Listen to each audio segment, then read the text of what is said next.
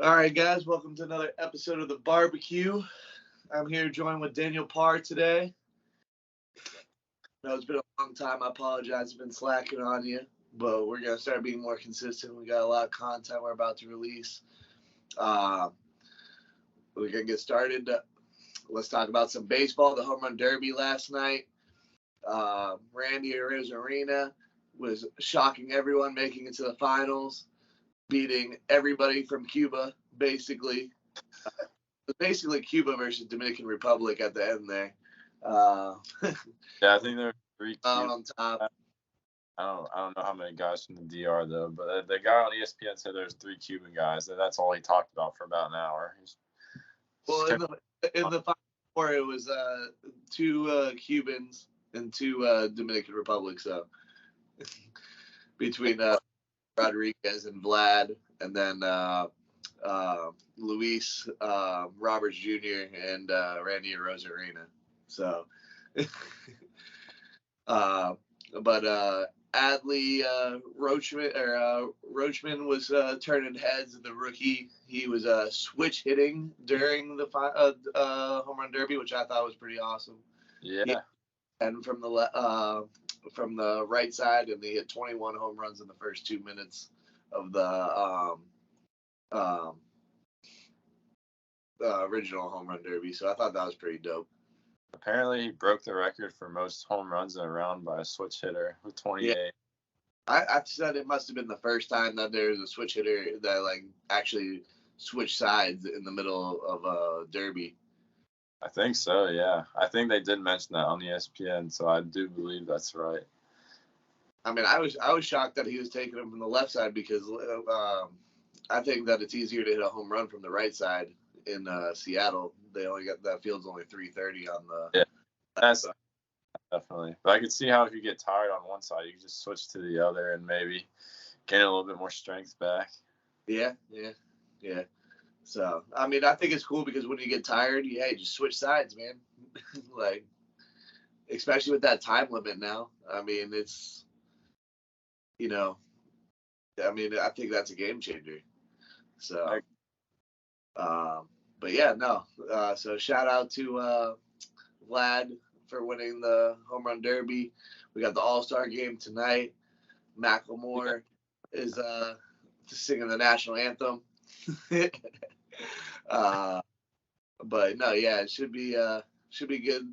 I'm gonna go with Otani to win MVP. What do you think? Otani, I was looking at the lineup honestly. I don't know. I'm just gonna go on a whim and say Acuna is gonna win it. Probably go with not the hometown team, but I guess the current hometown team. No, I think Otani's the best player in baseball right now, and he's gonna win it. Yeah, I feel like he's definitely got to be the odds-on favorite, and that guy's just. I agree. But I mean, before the All-Star break, we had or not before the All-Star break. Also during the All-Star break, we had the MLB draft. Our Pittsburgh Pirates finally got the best player in baseball, probably. Love it, Paul Skeens, baby. Skeens, baby. It's not set in stone. I did hear a report that said that they're trying to work out a trade with the Nationals to be able to get Bo Cruz and some future picks. But we'll see. I'm happy with either one. I can't. I mean, I wouldn't be mad. I don't. I want to keep them. You want to keep who? Skeens. Oh, you want to keep? I don't know, man. I feel like we need some offense. We're kind of right there. I definitely do. Initially, I thought Dylan Cruz would be the better pick, and I still think he might be, but I don't know. I mean, Skeens is a beast. I think Skeens is a generational pitcher. We're looking at the next Clayton Kershaw, basically. So. Yeah, I agree. Hopefully. I mean, it's crazy that we're talking about two people and they played for the same team and going to in the draft. So, I mean, LSU this year. But in other news, we got NBA free agency was going crazy. Damian Lillard still giving us blue balls. Still waiting for him to come to Miami. I mean, now if you, at this point, like South Florida fans, if you touch them, they're just gonna explode. Like it's, we're just like itching to get Dame because we didn't do anything this free agency. Dude, yeah, I would love for them to get Dame. He's definitely been my favorite player since D Wade retired. So. Absolutely. I have Damian Lillard's first shoe. Like, I mean, I still got those Adidas. I mean, it's like, yeah, he's been unreal, and I think he would just fit perfectly with Jimmy Butler. And then we would have two of the best closers in the game if you think about it. I mean, I don't even know who you'd have take the final shot. Oh, between Jimmy and Dame? Yeah. Yeah, I agree. So, but yeah, we got that going. The Houston Rockets got Dillon Brooks from the Shanghai Sharks. I'm just kidding. No, but shout out to Dillon Brooks for getting the $80 million contract. I never thought he would be able to get that, but I guess the Houston Rockets are just paying everybody because they have so much cap space with all that young talent. So if they need somebody off the bench, we can send our highlight tapes in. I mean, I look good. I look good in that number 40 on Watkins. Throwback on the tape from the Watkins game back from 2008. We were battling in the paint there. Man, it was getting a little chippy. I'm not gonna lie. A couple elbows were being thrown. But yeah, Houston, if you want to pay somebody, 20, 30 million for 3 years, I'll sit on the end of the bench, look good in that jumpsuit, give some high fives, give some nice warm towels, Play a little slap pass with the fellas, huh? Yeah, hey, whatever you need, man. But yeah, on that note too, we had the Lakers. So they picked up Gabe Vincent from our Miami Heat. That one hurt. The Lakers look like they're ramping up to try to make another run. With him and Torian Prince getting added to the team, pretty solid pickups. And then the Warriors got CP3. Yeah, him and Steph are gonna go crazy. Oh man, CP3 doesn't even have to score a single point this year. He could average 10 assists, and that's a win in my book. Literally. And then they re-signed Draymond Green too, 4 years, like $100 million. Yeah, got rid of Jordan Poole, so we know what happened there. Clearly, that was still an ongoing issue. The Wizards have him and Kuzma now, and Kuzma's saying that he's ready to play the waiting game until they can win some games. He might be waiting for a long time if he stays there. Yeah, I would agree. They got some good young talent in the trades. They got Tyus Jones, but it's not going to be enough to compete.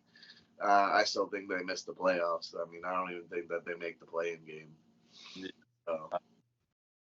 I just don't see them being one of the top teams in the league or even like close to a playoff spot. They just traded a top 20, 15, 20 player. I'll say even 15 for 2 second-round draft picks. So they're in my book. Yeah. But yeah, other than that, NFL news is really not much on the NFL. We're still waiting for DeAndre Hopkins to sign. Yeah. I mean, I think he'd be stupid not to go to the Chiefs if that offer's on the table. But I mean, he wants to be, the guy, and he might not be. I think he would be the guy in Kansas City, but I don't know. I know he's always wanted to play with Belichick, so there's always that too. Yeah, and then you got the thing going on with the Colts and those 2 or 3 guys who are suspended for gambling. Yeah. So NFL's cracking down now on all the gambling. I think he's playing smart, waiting until like maybe a better opportunity comes. You never know. Like after the first couple of weeks of like training camp, somebody gets hurt, and you never know. He might end up like on the Bengals or something like that. With Joe Burrow or if Devontae Smith or A.J. Brown gets hurt, he could end up in Philly. So, you never know. Yeah. And then Dalvin Cook, too, we're still playing the waiting game on him. I don't know why the Dolphins have not tried to sign him. I literally think that's literally the missing link for that offense. If they got him, Tua would have no excuse, in my opinion, to not succeed, basically. Yeah, I think that's really the one key position they're missing with a big name guys running back. Because who else do they have? Raheem Morse, Raheem Mostert, and Jeff Wilson. They're two solid guys. Don't get me wrong. But they are. Dalvin Cook has been a top 5 running back in the league since he's been in the league, basically. So, yeah. I don't know how you don't. If you're Miami, I don't know how you don't pull the trigger on him. You could get him for so cheap too, but we'll have to wait and see. I heard the Jets are in the mix because Breece Hall won't be back until week 6, so that's something to look out for too. Yeah. I don't know. What. But both of those stars can play the waiting game and see what happens. They know they're going to get picked up by the beginning of the season, so I don't think there's any rush. Yeah. See what happens though. And then, I think that might be about it right now. What do you think? Are we missing anything? I don't know, man. This is kind of just a weird time when all we really have is baseball. I guess the summer league and the NBA, but Summer league, when Bombay didn't look great the first game, everybody started talking, how he might be a bust already, which I think is a joke. Yeah. He turned it around the second game and then got shut down for the remainder of the summer league. Showed us that really why he was the number 1 pick. But even that first game, whenever he did look a little lost, but man still had 5 blocks. He had a couple and ones.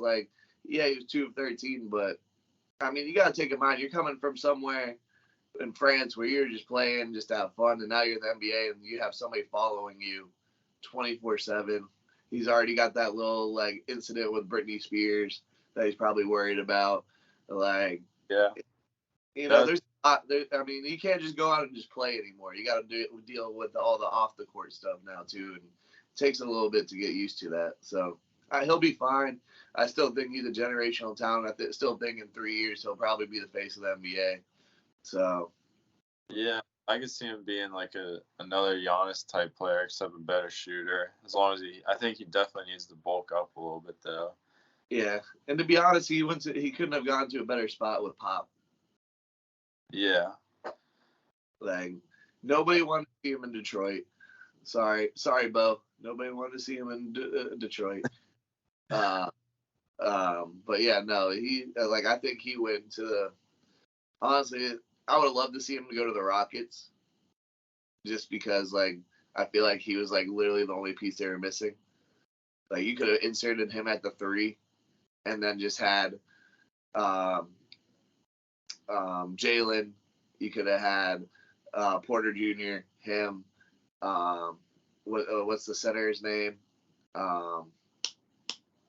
Rockets? Yeah, the synagogue or something. Jokic. And then Jabari. And that would have been a 5, and you just literally would have to get a couple veterans to put around them to teach them how to win. But it's good for basketball when the Spurs are good, so I understand. Yeah. But yeah, I think that's it, guys. Well, we got, like I said, we'll be more consistent. I'm trying to air every Sunday or Monday for now on, and then during the week, I'm gonna post a bunch of little clips, the top 5s, little debates, schedule releases, everything. So thank you guys for watching. Put on the comments how we did. If you want us to do anything special, let us know. And we'll talk to you guys later. See you. Peace. All right.